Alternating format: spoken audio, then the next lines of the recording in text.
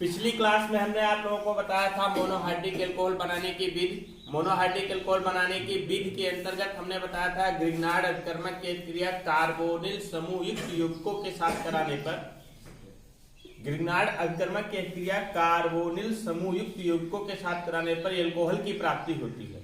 उसी के साथ में हमने आप लोगों को बताया था कि जब ग्रिग्नार्ड अभिकर्मक की क्रिया फॉर्मल्डिहाइड के साथ कराते हैं तो प्राथमिक एल्कोहल, अन्य एल्डिहाइड के साथ कराते हैं तो द्वितीयक एल्कोहल और कीटोनों के साथ कराते हैं तो तृतीयक एल्कोहल का निर्माण होता है।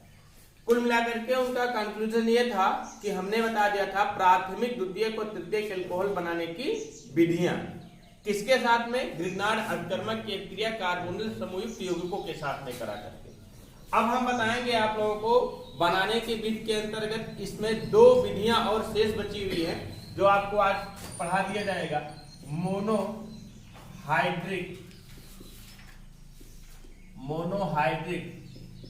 एल्कोहल बनाने की विधियां। मोनोहाइड्रिक एल्कोहल बनाने की विधियों के अंतर्गत बहुत सारी विधियां आपको बताई गई हैं, उसमें दो विधियां शेष बची हुई हैं। आज उसको भी देख लेते हैं, पढ़ लेते हैं उसको। प्राथमिक एमीन की विधि कौन सी है आपकी? प्राथमिक एमीन की नाइट्रस अम्ल से अभिक्रिया द्वारा, नाइट्रस अम्ल से अभिक्रिया द्वारा, नाइट्रस अम्ल से अभिक्रिया द्वारा। तो सबसे पहले जानिए कि प्राथमिक एमीन होता क्या है। प्राथमिक एमीन कहते किसे हैं? एमीन समूह क्या होता है?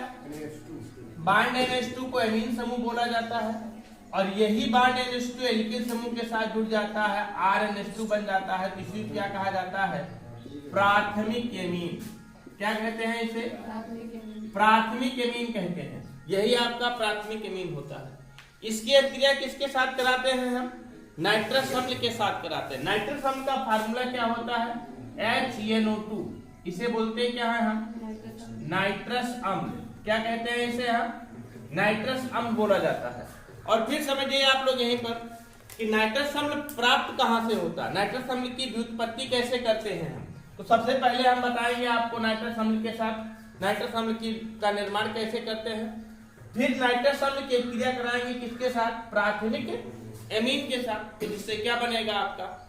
एल्कोहल का निर्माण होगा। आइए देखते हैं क्रिया किस तरीके से होती है। सबसे पहले नाइट्रस अम्ल कैसे बनाते हैं? सोडियम नाइट्रेट की क्रिया करा देते हैं हम हाइड्रोक्लोरिक अम्ल के साथ। मतलब कि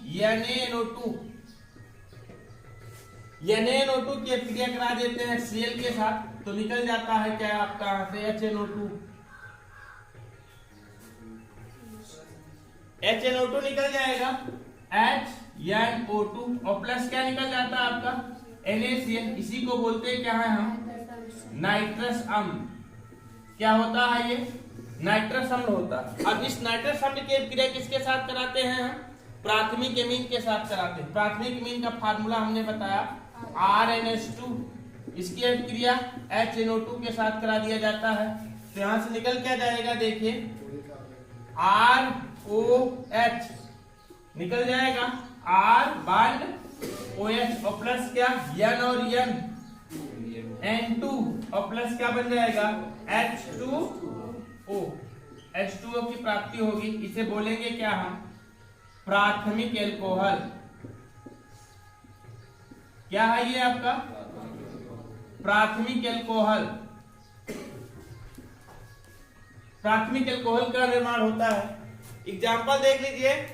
जैसे हम प्राथमिक एमीन के अंतर्गत मान लीजिए ले लेते हैं एथिलेमीन। एथिलेमीन C2H5 बांड NH2 एथिलेमीन है। इसकी क्रिया किसके साथ करा देते हैं? HNO2 के साथ करा देते हैं।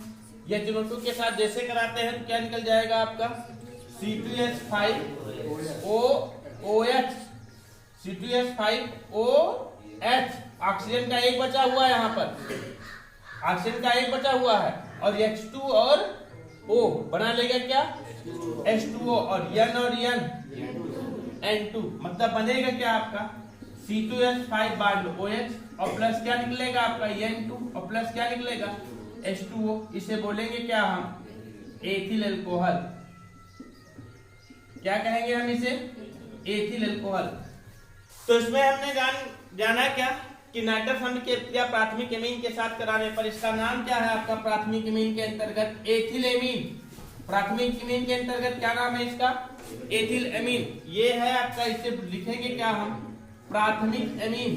क्या लिखेंगे? प्राथमिक एमीन। तो किसी भी प्राथमिक एमीन की अभिक्रिया नाइट्रस अम्ल के साथ कराते हैं, ये क्या है आपका? नाइट्रस अम्ल है। क्या है ये?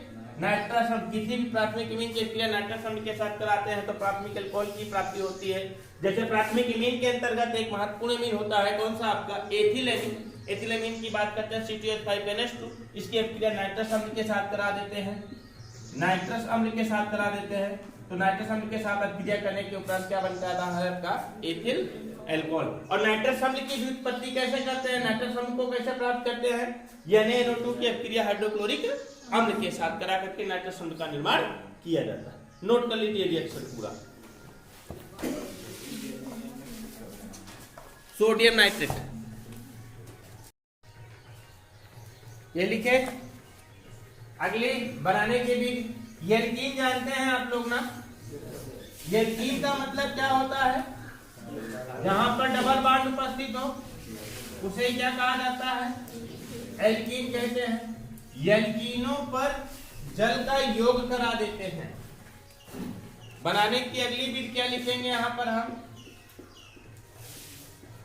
एल्कीनों पर जल के योग द्वारा। अगली विधि पढ़ना है आपको, एल्कीनों पर जल के योग द्वारा। एल्कीन का मतलब हमने आप लोगों को कई बार बताया है। एल्कीन का जनरल फार्मूला क्या होता है? CnH2n। एल्कीन का जनरल फार्मूला CnH2n होता है। वे कार्बनिक यौगिक जिनमें क्या होते हैं? कार्बन परमाणु के बीच में कहीं ना कहीं द्वितीय बंध अर्थात डबल बॉन्ड पाए जाते हैं, उसे एल्कीन बोला जाता है। एल्कीन श्रेणी का प्राथमिक सदस्य की बात करते हैं तो CH2 डबल बॉन्ड CH2 ये एल्कीन श्रेणी का प्राथमिक सदस्य होता है, जिसका नाम होता है क्या? एथिलीन। एल्कीन के बारे में जनरली इतना जानते हैं। तो एल्कीन में, एल्कीन पर किसका योग करा देते हैं हम? जल का योग करा देते हैं। डायरेक्ट जल का योग इस तरीके से कराया जा सकता है, देखिए CH2 double bond CH2 plus HOH। Alkene के अंतर्गत ये क्या है बेटा? एथिलीन है। एथिलीन पर H2O का योग करा देते हैं, किसकी उपस्थिति में? H2SO4 की उपस्थिति में। सल्फ्यूरिक अम्ल की उपस्थिति में टेम्परेचर लगभग 140 सेंटीग्रेड लगेगा। 140 सेंटीग्रेड लगेगा। 75 से 80 जान लो, 75 से 80 सेंटीग्रेड टेम्परेचर लगेगा।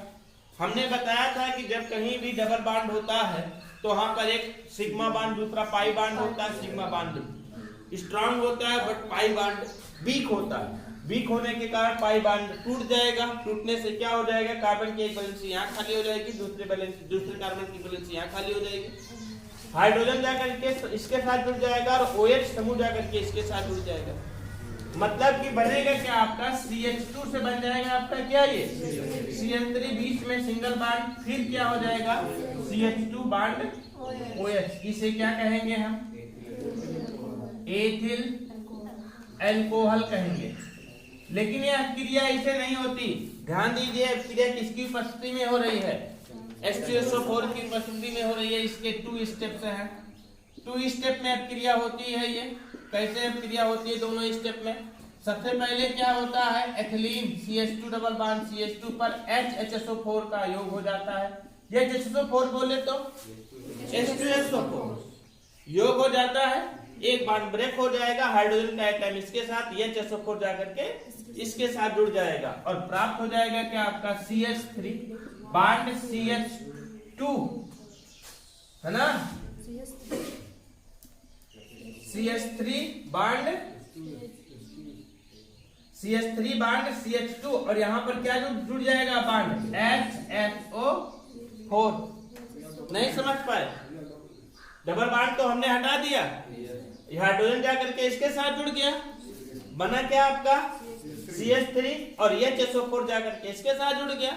इसका नाम क्या हो गया? C2H5। बोले तो क्या? एथिल।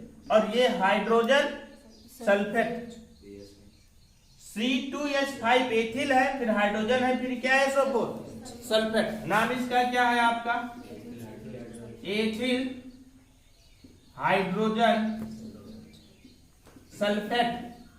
एथिल हाइड्रोजन सल्फेट की प्राप्ति हुई। अब जो प्राप्त हुआ एथिल हाइड्रोजन सल्फेट, इस पर जल का योग करा देते हैं। मतलब क्या? CH3 bond CH2 bond HSO4 और प्लस HOH मतलब H2O, इस पर जल का योग करा देते हैं। तो निकल क्या जाता है यहाँ से आपका H2SO4। जो लगाया था हमने H2SO4, वही H2SO4 बाहर निकल रहा है और OH समूह जाकर के इसके साथ जुड़ रहा है और प्राप्त क्या हो जाएगा आपका CH3 bond CH2 bond OH plus H2SO4। ये क्या है आपका? Ethyl alcohol. क्या है आपका?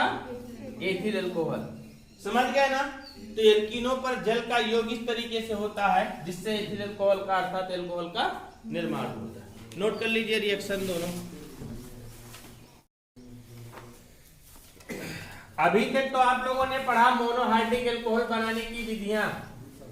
अब आपको पढ़ना है मोनोहाइड्रिक अल्कोहल के गुण, properties of monohydric alcohol. Monohydric alcohol की प्रॉपर्टी पढ़ना है। दो प्रकार की प्रॉपर्टी पढ़ाया जाता है, आपको पता होना चाहिए, physical property and chemical property, भौतिक गुण और रासायनिक गुण। आइए देखते हैं, पढ़ना है आपको क्या? मोनोहाइड्रिक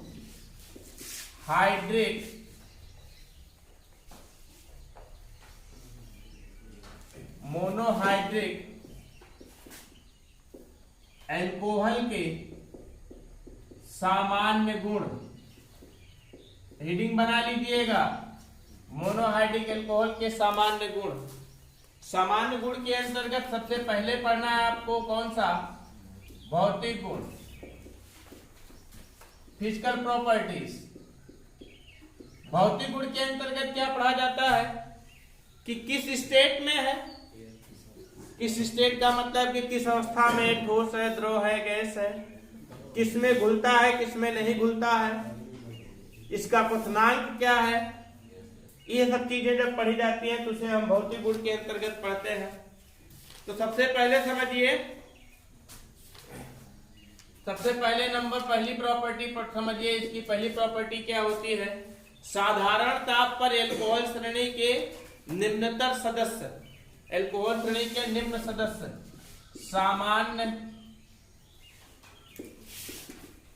सामान्य ताप पर एल्कोहल श्रेणी के निम्न सदस्य, एल्कोहल श्रेणी के निम्न सदस्य क्या है? रंगहीन तीक्ष्ण गंध के, रंगहीन तीक्ष्ण गंध के। निम्नतर सदस्य का मतलब जानते हैं कहां से? C1 से लेकर के C12 तक के तीक्ष्ण गंध के द्रव हैं, है ना? मतलब कि C1 मतलब मेथिल अल्कोहल, C1 से लेकर के C12 तक के जितने कार्बन परमाणु की संख्या 1 से लेकर के कार्बन परमाणु की संख्या 12 तक के जितने भी अल्कोहल श्रेणी के सदस्य होंगे, ये निम्नतर सदस्य कहलाएंगे। वो क्या होंगे? आपके रंगहीन तीक्ष्ण गंध के क्या होंगे? द्रव होंगे। दूसरी प्रॉपर्टी देखिए, इससे उच्च सदस्य, इससे उच्च सदस्य, इससे उच्च सदस्य क्या होते हैं? रंगहीन और फिर गंधहीन ठोस होते हैं। इसमें कोई विशेष गंध नहीं होती। गंधहीन, रंगहीन क्या होते हैं? आपके ठोस होते हैं। रंगहीन, गंधहीन, ठोस होते हैं। यदि इनके क्वथनांकों की बात करें तो अल्कोहलों का क्वथनांक अणुभार बढ़ने के साथ साथ बढ़ता जाता है।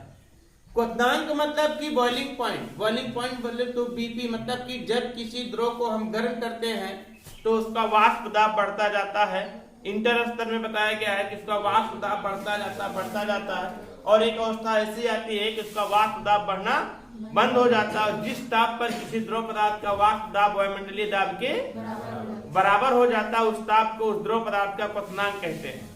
और वैसे तो जनरली बताया जाता है कि जिस ताप पर कोई द्रव पदार्थ द्रव अवस्था से गैस अवस्था में परिवर्तित होता है, वाष्प अवस्था में परिवर्तित होता है, उस ताप को द्रव पदार्थ का क्वथनांक कहते हैं।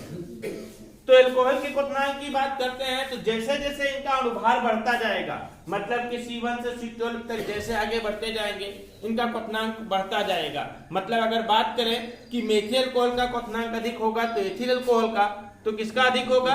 एथिल अल्कोहल का। क्यों अधिक होगा एथिल अल्कोहल? क्योंकि उसमें कार्बन परमाणु की संख्या अधिक है और उनका अणुभार जिसके कारण अधिक होगा। अणुभार बढ़ने का, अणुभार का मतलब जानते हैं ना, अणुभार निकालना जानते हैं आप लोग। तीसरा पॉइंट देखिए कि अणुभार बढ़ने के साथ साथ, अणुभार बढ़ने के साथ साथ क्वथनांक क्या होता है? बढ़ता जाता है। क्वथनांक बढ़ता जाता है। और समझिए अगला पॉइंट समझिए, ये जल में विलीय हैं, जल में विलीय हैं। निम्नतर सदस्य, निम्न सदस्य जल में क्या है? विलीय है। मतलब कि ये जल में घुल सकते हैं, लेकिन जैसे जैसे अणुभार बढ़ता जाता है, मतलब अणुभार बढ़ने का मतलब क्या हुआ? कार्बन परमाणु की संख्या जैसे जैसे बढ़ती जाती है, इनकी विलीयता क्या होती जाती है? कम होती जाती है, घटती जाती है। मतलब लिखेंगे यहाँ पर क्या हम? अणुभार बढ़ने के साथ साथ, अणुभार बढ़ने के साथ साथ विलीयता क्या होती है? विलीयता घटती जाती है। अणुभार बढ़ने के साथ साथ विलीयता घटती जाती है। तो मोनोहाइड्रिक अल्कोहल के सामान्य गुण क्या हैं? सबसे पहला, समान ताप पर मोनोहाइड्रिक अल्कोहल के निम्नतर सदस्य रंगहीन तीक्ष्ण गंध के द्रव हैं।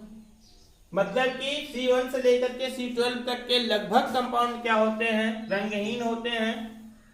रंगहीन नहीं लिखा क्या हमने? रंगहीन तीक्ष्ण गंध के क्या है? द्रव है। और इससे उच्च सदस्य, मतलब कि C12 से आगे के सदस्य क्या होते हैं? गंधहीन, रंगहीन, ठोस होते हैं। अणुभार जैसे जैसे बढ़ता जाता है इसका क्वथनांक भी क्या होता जाता है? निम्न सदस्य जो कम अणुभार वाले हैं, मतलब जिसमें कार्बन परमाणु की संख्या क्या है? कम है, वो क्या है? जल में विलीय है। लेकिन अणुभार जैसे जैसे इनका अणुभार बढ़ता जाता है, इनकी विलीयता क्या होती जाती है? घटती जाती है। इनकी फिजिकल प्रॉपर्टीज है। और समझिए इनके कुछ अणुओं में थोड़ा सा एक नई चीजें यहाँ पर समझ लीजिए। एल्कोहल होता है जैसे C2H5OH होता है, ये हाइड्रोजन आबंध का निर्माण करता है। कोई भी एल्कोहल होता है वो हाइड्रोजन आबंध बनाता है। हाइड्रोजन आबंध का मतलब समझते हैं ना? जब कभी भी कोई ऋण विद्युतीय तत्व, प्रबल ऋण विद्युतीय तत्व हाइड्रोजन परमाणु के साथ जुड़ता है, तो हाइड्रोजन किसी दूसरे प्रबल ऋण विद्युतीय तत्व के साथ क्षीण ध्रुवी बंध का निर्माण कर लेता है, जिसे हाइड्रोजन आबंध कहते हैं। बताया गया होगा आपको लेवल में, हमने ही बताया, हाइड्रोजन आबंध कहते हैं। तो कुछ एल्कोहल क्या होते हैं? हाइड्रोजन आबंध का निर्माण करते हैं। और जो हाइड्रोजन आबंध का निर्माण करते हैं उनकी प्रॉपर्टी इन सबसे थोड़ा सा क्या हो जाती है? अलग हो जाती है, अर्थात असामान्य व्यवहार करते हैं। समझ पा रहे ना? इसको नोट कर लीजिए, फिर बताते हैं आपको केमिकल प्रॉपर्टी। सर जी ये नहीं समझे, C1 से C2 शांत रहिए। इसके आगे आप लोगों को पढ़ना था रासायनिक गुण, है ना? भौतिक गुण तो पढ़ लिया आप लोगों ने। अब पढ़ना आप लोगों को मोनोहाइड्रिक अल्कोहल के सामान्य गुण के अंतर्गत रासायनिक गुण, chemical property of monohydric alcohol, एल्कोहलों के रासायनिक गुण। दूसरा लिखना है आपको, हेडिंग बना लीजिए, एल्कोहलों के रासायनिक गुण, केमिकल प्रॉपर्टी ऑफ एल्कोहल। आपको पता होना चाहिए, देख लीजिए थोड़ा सा, आपको पता होना चाहिए कि एल्कोहल की बात करते हैं तो ROH होता है। इसकी रासायनिक अभिक्रियाओं को दो भागों में विभाजित करके अध्ययन करते हैं। कौन कौन सा? अगर इसका थोड़ा सा और ब्रॉड करें तो R bond O bond H। कौन कौन सा? एक तो हाइड्रोजन परमाणु OH का हाइड्रोजन परमाणु, पूरे OH समूह है ना ये, OH का हाइड्रोजन परमाणु विस्थापित हो किसी दूसरे समूह के द्वारा, तो एक तो रासायनिक क्रिया ये होंगी। मतलब टूटेगा कौन सा bond, bond O bond H, O bond H टूटेगा, ये बांड टूटेगा। जब ये बांड टूटेगा तभी तो हाइड्रोजन यहां से निकलेगा, तभी तो निकलेगा। तो एक तो रासायनिक अभिक्रिया इसकी ये हो गई कि हाइड्रोजन परमाणु का विस्थापन होगा किसी दूसरे परमाणु या परमाणु के समूह के द्वारा, जिसके द्वारा O बांड H टूटता है, O बांड H टूटता है। और दूसरी रासायनिक अभिक्रिया देखिए, पहले ये हो गई, दूसरी देखिए ROH है, तो पूरा का पूरा क्या विस्थापित हो जाए, OH विस्थापित हो जाए किसी समूह के द्वारा, जिसके कारण कौन सा बांड टूटेगा, R बांड OH टूटेगा। ये बांड टूटता है तो पूरा का पूरा OH विस्थापित होता है। अर्थात इसकी रासायनिक अभिक्रियाओं को दो भागों में विभाजित करके अध्ययन करेंगे हम। पहला कौन सा, ROH का H विस्थापित हो, मतलब कि O बांड H टूटे, और दूसरा कौन सा, पूरा का पूरा OH विस्थापित हो, मतलब कि R बांड OH टूटे। समझ पा रहे ना? तो कल इसको बताते हैं रासायनिक क्रियाओं को, रासायनिक क्रियाओं के बारे में कल इसके बारे में पूरा विस्तृत अध्ययन करते हैं।